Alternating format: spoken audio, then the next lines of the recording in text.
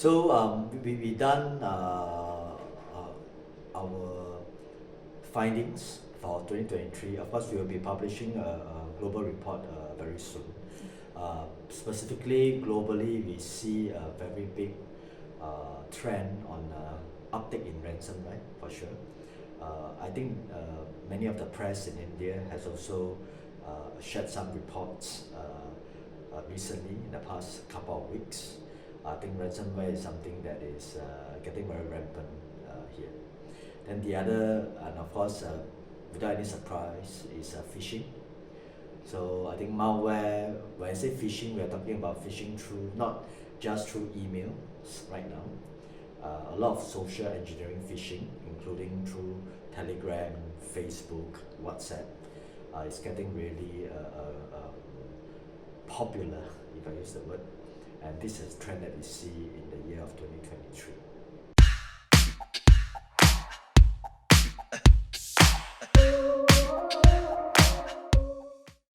If you look at the prediction globally, the amount of money that's going to be lost through scamming, through threat actors, so on and so forth, is poised to even rise beyond $10 trillion US dollars.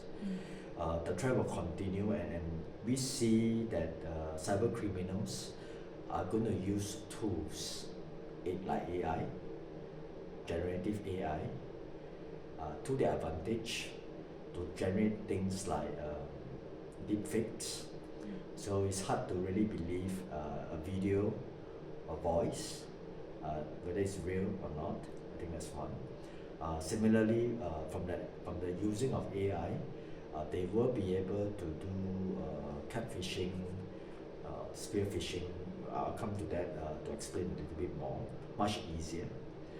Even the needs for them to do social engineering around a targeted, so-called, we call it spear phishing, to have a target where they want to really do a high level of high amount of scamming.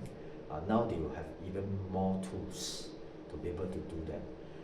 For example, if you look at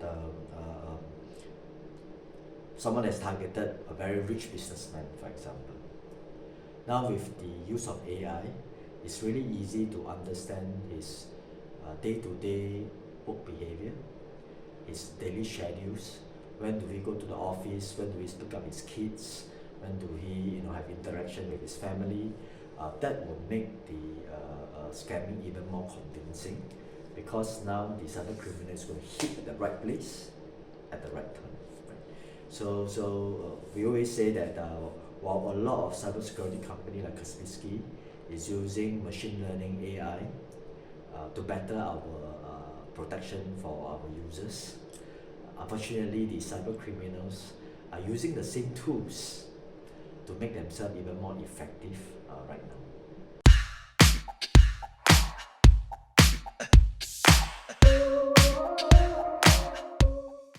So Kaspersky, we just started our fiscal year, 1st of January 2024.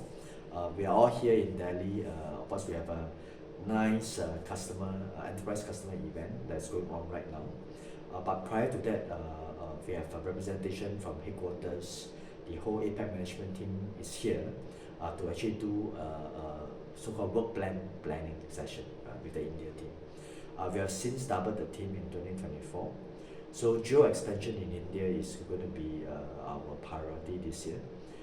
While we have representations right now in Delhi, in the west, in the south, right in Chennai, in Mumbai, but now we're thinking of how we can even expand to some part of the other tier 1, tier 2 cities in India. So that's the geo expansion part. Then in terms of products, we have launched 11 products so far since June 2023 till now. There will be a big launch for our new, we call it the next product line, our new endpoint protection product line.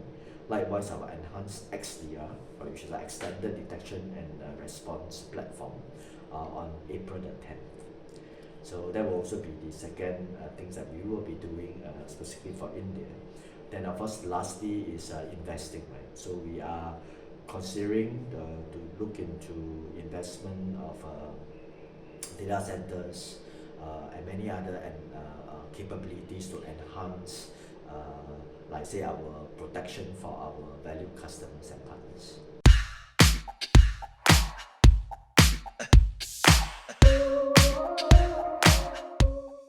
Coming back to regulatory compliance, of course, you have seen from MITI, from CERT India, in April 2022, which is almost 1.5 years now, is a requirement by the law that you need to report any cybersecurity incidents within 6 hours.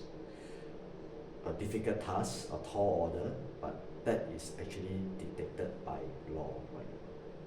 Similarly, you look at any financial institutions, whether you are doing insurance, microloans, you are big banks, RBI has also mandated that you not only need to report any cybersecurity incidents because you are having the people's money, but at the same time you need to be able to have some level of cybersecurity resiliency.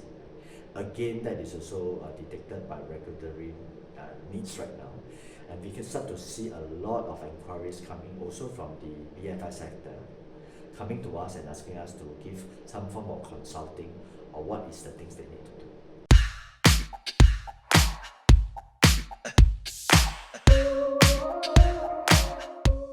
If you look at the complex world that we live in right now, what do you mean by complex? Everything is digitized. You go from anywhere now. I mean, a very, very nice resort in NCR, Delhi. We are still working, right? You no longer work in the protected environment of an office. You need to work anywhere and everywhere.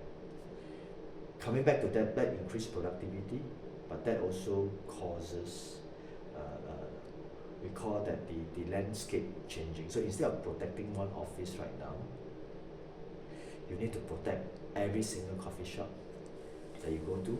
If you're connected to a public Wi-Fi, you need to protect every home router, home Wi-Fi, because you're working from home.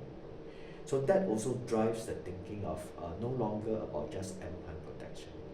Yeah, I always like to contest this is while the industry recognize antiviruses for laptops, for phones and tablets as endpoint protection, it is not the end. It's actually the first line of defense. So the need for you to be able to monitor not only data at your endpoint and your laptops, now you need to start monitoring data in the network because you're connecting to all sorts of network.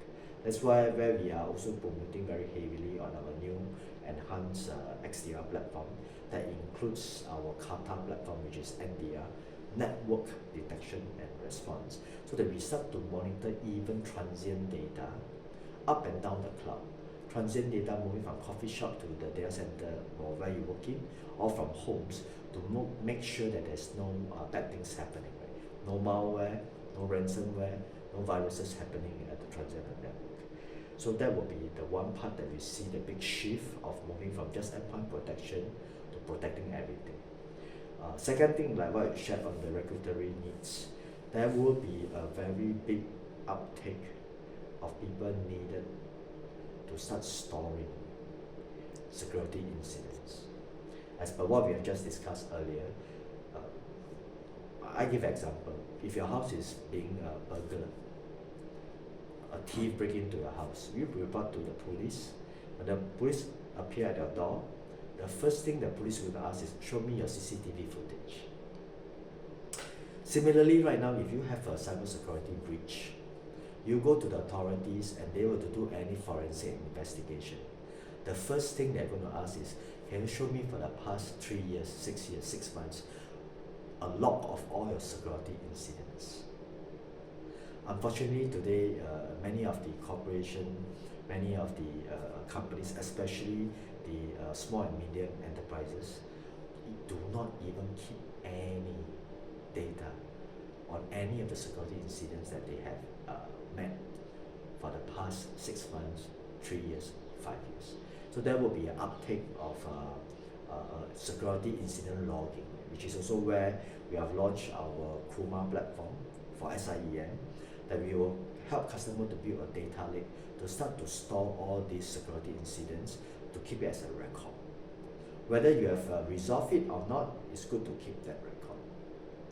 Then lastly is of course, because of digitization, thanks to many of the institutions, universities in India, we are seeing that the customers are getting more and more tech savvy. Well, a boy that's 13, 14 years old, a girl that is 14, 15 years old will now be able to code easily. They will be able to create their own application, to be able to build their own website. Maybe they use ChatGPT, I'm not sure, but it's easy, right? So that also brings the whole ecosystem to the next level of tech savviness. So as you are becoming more tech savviness, there will also be a lot of requests on demand, self-service, not everything to be managed by somebody else. So I will also start to see a trend of more and more things will be in-source, so that because you have some level of competency right now.